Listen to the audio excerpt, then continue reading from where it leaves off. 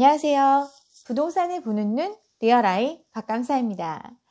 요즘 많은 분들이 주식시장으로 달려갔어요. 한동안 패닉바잉이 그렇게 이어지더니 이제 다들 돈 싸들고 주식시장으로 간 모양새입니다. 부동산은 거래가 굉장히 많이 줄었죠. 돈을 벌 수 있다라고 생각하는 곳에 돈이 막 몰려들고 있죠. 왜 이렇게 사람들이 휴지가 될지도 모른다고 얘기하던 분들까지 돈 벌려고 이렇게 달려가죠? 돈이 그만큼 절박하기 때문이죠. 그만큼 시중에 돈이 없고 많은 분들이 돈을 벌기 위한 절박함에 빠져 있습니다. 월 200만 원 모아서 집 살 수 있나 절박함이 부른 주식 투자라고 기사가 났어요. 부동산 이제 살 수 없는 금액대의 수준을 보이고 있으니까 주식이 마지막 생존 수단이라고 하면서 많은 분들이 주식시장으로 갔습니다. 조금 있는 것 같고 해보니까 재미를 봤죠. 그래서 이제 영끌 대출을 통해서 싹끌 투자를 하고 있습니다. 사들인 주식이 65조인데 대출 증가액이 60조입니다. 레버리지를 적극 활용해서 주식시장으로 뛰어들고 있어요. 다 잃어도 상관없다는 마음으로 패기 넘치게 뛰어들고 있습니다. 아파트는 지금 그렇게 하기 힘들어졌죠. 패기만 있다고 살 수 있는 물건이 아니죠. 그래서 너무 올라간 금액에 지금 멈췄습니다. 레버리지를 최대한 활용을 해야 되는데 못하게 돼서 더 이상 못 들어가고 있어요. 또 주식처럼 크게 오르지 않은 시장과는 달리 부동산 시장은 가장 장기간의 상승을 보인 시장이죠. 지금 들어갔다가 상투 잡을까 이런 마음도 들 거고 또 정부에서 공급 대책을 내놓고 하고 있으니까 그걸 기다려보는 게 낫겠다 하면서 부동산에 대한 마음은 조금 내려놓고 있는 상황입니다. 관망을 보이고 있어요. 정부는 그동안 예상치 못했던 패닉바잉 현상을 멈추게 하기 위해서 공급 시그널을 계속 발표하고 있죠. 노후 임대 아파트 50층 재정비하고 더 추가로 공급하겠다고 계속해서 공급 시그널을 주고 있습니다. 아파트 거래량은 반에 반토막이 났죠. 거래 절벽이 점점 심해지고 있습니다. 사실 패닉바잉 영끌하는 세대 아니었으면 거래 절벽 상황이 지속된 지 오래인데 패닉바잉 수요 때문에 반짝했다가 이제 거의 모든 게 멈췄습니다. 9월 아파트 매매 절벽 강남은 90% 급감했어요. 서울 전체 통틀어 400건도 안 되게 거래가 됐고 강남에 11건 거래가 됐어요. 영끌들은 정말 빚 무서운 줄 모르고 계속 끌어당기고 있습니다. 연 15% 금리 카드론이 급증을 했대요. 은행권뿐 아니라 이금융권 대출까지 닥닥 긁어 모아서 단타 치고 있죠.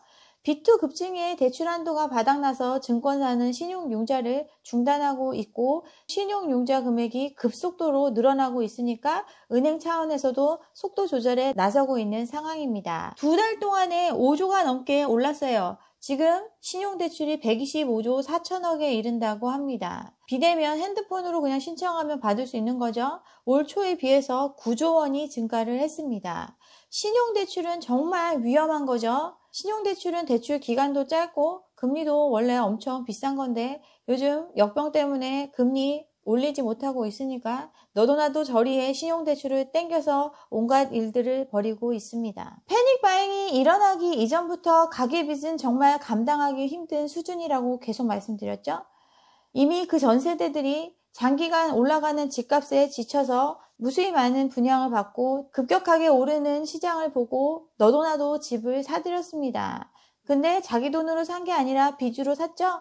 작년에 이미 가계대출이 2,000조를 넘어섰습니다. 그런데 여기에 신용대출로 플러스 알파의 또 다른 대출이 부풀어 오르고 있죠? 그것도 단기간에 급증한 양상입니다. 근데 예전부터 말씀드렸지만 이 돈 갚을 능력 있는 사람이 없습니다. 소득은 조금씩 늘었다고는 하지만 가처분 소득 쓸 수 있는 돈은 더 많이 줄어들고 있는 상황이에요.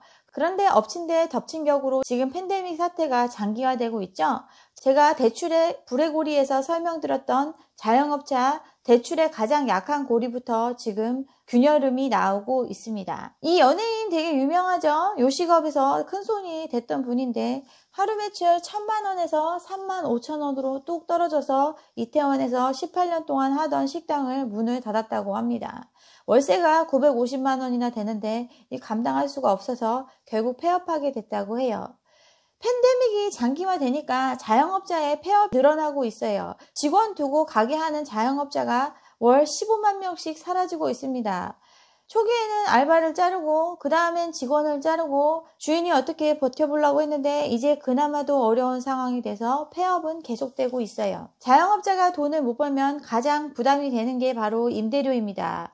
임대료를 감당하기 어렵기 때문에 폐업을 하고 더 싼 곳을 찾아 이전을 하는데, 그럼 그 가게를 갖고 있는 임대업자들은 어떡하죠? 자영업자의 몰락은 임대인한테도 바로 직격탄을 날리죠. 공실은 계속 늘어나고 있습니다. 한 분기 동안 서울의 상가가 2만 개가 사라졌어요. 종로도 공실의 눈물을 흘리고 있습니다. 우리나라만 그런 게 아니라 전 세계 곳곳에서 지금 보이고 있는 상황이에요. 맨하튼의 공실률이 14년 새에 최고라고 합니다. 임대료도 7.7%나 떨어지고 임대 물량은 3배나 늘었다고 해요. 사람들이 돈을 써야 장사가 되고 장사를 해서 돈을 벌어야 또 그 부동산을 갖고 있는 사람들한테 돈을 줄 수 있는데 이 고리가 지금 무너지고 있죠. 지난 제가 대출의 불의 고리 영상에서 다뤘던 내용입니다. 상가의 눈물이라고도 했죠. 자영업자들 대부분 집이 있으면 집담보로 대출받아서 창업의 꿈을 펼치고 그렇게 해서 임대를 얻어서 들어갑니다. 장사가 안 되면 임대료 날리고 지금 대출 있는 거 갚아야 되는데 다시 언제부터 예전 소득을 벌어들일 수 있을지 미정인 상황입니다. 자영업자가 안고 있는 대출의 무게는 매우 크죠. 자영업자뿐 아니죠. 대부분 집은 하나 있고 내가 직접 장사는 못해도 꼬박꼬박 임대료 받을 수 있는 상가에 투자해서 노후를 좀 편안히 보내보려고 상가들 많이 분양받았습니다. 그런데 이 상가에서 월에 예상했던 임대료가 나와야 꾸준한 임대소득을 얻을 수 있는데 이게 안 나오는 거죠. 임대료 받아서 이자도 내고 자기 생활비에도 보태고 해야 되는데 이거 지금 당장 막힌 거죠. 당장 이 돈을 어떻게 해결해야 될지 막막한 상황입니다. 자영업자든 임대업자든 간에 대부분 다중채무로 얽혀 있습니다. 집을 담보로 상가를 사고 그 상가를 담보로 또 상가를 사는 형태로 대출이 대부분 자기 자산과 다 엮여 있습니다. 그래서 어느 약한 곳 한 곳이라도 터지면 큰 문제로 다가올 수 있다고 계속 누누이 강조를 드렸는데 그동안에는 자영업자가 약한 고리였다면 이제 영끌이 여기에 합세를 했어요. 20, 30대 젊은 세대들 연봉이 어느 정도 되고 나는 감당할 능력 된다고 하면서 나는 젊고 잘릴 일 없는 탄탄한 직장에 다니고 있다고 믿고 있기 때문에 그 연봉을 기초로 엄청나게 많은 돈을 끌어서 집도 사고 주식 투자도 하고 있어요. 그런데 그들도 절대적인 금액의 한계를 느끼기 때문에 서울 외곽 못난이 물건들을 끌어안았습니다. 현재 소득으로 빠듯하게 유지할 수준으로 탈탈 털어서 대출을 받았는데 그 소득이 계속 이어질 수 있을지가 굉장히 불투명한 상황이에요. 현재 소득으로 숨만 쉬고 살아야 될 정도로 대출을 땡겼죠. 제도권에서 나오는 대출은 저리일지 몰라도 캐피탈, 보험 이런 후순위 대출 중금리로 넘어가면 그 부담감은 훨씬 큽니다. 조금이라도 삐끗하면 이 영끌의 구조는 순식간에 무너질 수 있기 때문에 어찌 보면 더 위험한 약한 대출의 고리입니다. 예전에는 가장 약한 고리가 자영업자였다면 이제 영끌이 더 약한 대출의 고리로 편입이 됐어요. 그리고 이게 터졌을 때 더 큰 사회적 충격으로 올 수 있게 더 크기를 키웠습니다. 폭탄의 크기는 더 커진 상황입니다. 그런데도 정신 못 차리고 계속 대출을 하고 있죠. 규제 움직임이 일어나니까 미리 받자고 가수요가 더 심해졌어요. 15일 하루 동안 5대 시중은행 신용대출 잔액이 3,400억이 늘어났습니다. 제가 지난 영상에서 지금 집을 못 사면 절대 못 산다. 이 얘기는 못 판다와 똑같은 뜻이라고 말씀을 드렸었는데 영끌들 마찬가지입니다. 영끌들이 들어오지 않았다면 그 가격에 팔리지 않았을 집들이 불안한 마음에 영끌들이 이렇게 패닉바잉 하지 않았다면 이러한 상황이 더 진작에 진정될 수 있었는데 있는 돈 없는 돈 끌어서 못난이 집들을 사들였죠. 근데 그 영끌로 이제 끝입니다. 그 집을 대체 이제 누가 사줄까요? 또 다른 영끌이 자기보다 더 조건이 안 좋았던 사람이 더 비싼 값에 그 집을 끌어안아 줄까요? 영끌의 패닉바잉이 지나가고 나니까 거래는 멈췄어요. 그죠? 이제 지금 팬데믹 때문에 학교 못 가고 있는 어린이들 클 때까지 기다려야 합니다. 역병이 삼킨 경제를 B2 영끌이 떠받쳤죠. 나만 소외될까? 나만 이 기회를 놓치는 거 아닌가라는 생각에 뛰어들었죠. 거리두기 계속 왔다 갔다 하면서 하는데 또 언제 시작될지 모릅니다. 특히나 날씨가 더 추워지고 있는데 이 상황과 맞물리면 2.5단계일지 3단계일지 예상할 수 없는 상황이에요. 기업들이 해고 대신 휴직으로 연명하는 이유가 나라에서 지금 돈 보태주고 있으니까 하고 있는데 그거 끊기면 해직의 순으로 갑니다. 그럼 영끌했을 때 현재의 소득이 유지된다고 생각하고 한 건데 계속 그렇게 갈 수 있을까요?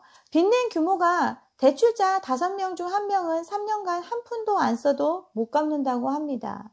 한 푼도 안 쓰고 살 수 있나요? 숨만 쉬고 살 수 있나요? 다들 집은 있지만 쓸 돈 하나 없이 힘들게 살아야 되는 상황입니다. 돈이 풀렸지만 돈이 안 돌고 있어요. 더 힘든 상황을 대비해서 돈 안 쓰고 꾹 쥐고 있습니다. 사실 쓸 돈도 없죠. 다 지금 집에다 묻어놨는데 쓸 돈이 어디 있겠어요. 이제 이 집을 사줄 사람들, 어린이들 밖에 없어요. 어린이들이 얼른 무럭무럭 커서 이 집을 받아줘야 될 텐데 그때까지 한 푼도 안 쓰고 이 험한 시간을 버텨낼 수 있을까요? 정말 심각하고 힘든 상황입니다. 제발 남들이 영끌했다고 해서 꼭 영끌해야 되는 거 아닙니다. 부안해동 하지 마시고 본인의 능력을 키우고 돈 모으는 데 집중하셨으면 좋겠습니다. 제 영상을 보시는 분들은 사실 20, 30대가 별로 없어서 제가 이런 얘기하면 너무 건방지게 들릴 수도 있어서 안 하려고 했는데 너무 심각해서 그냥 한번 만들어 봤습니다. 예쁘게 봐주셨으면 좋겠어요. 네, 여기까지 오늘 제가 준비한 내용이고요. 오늘 제 영상이 좋았다면 좋아요와 구독 잊지 마시고 다음 영상도 함께 해주시기 바랍니다. 감사합니다.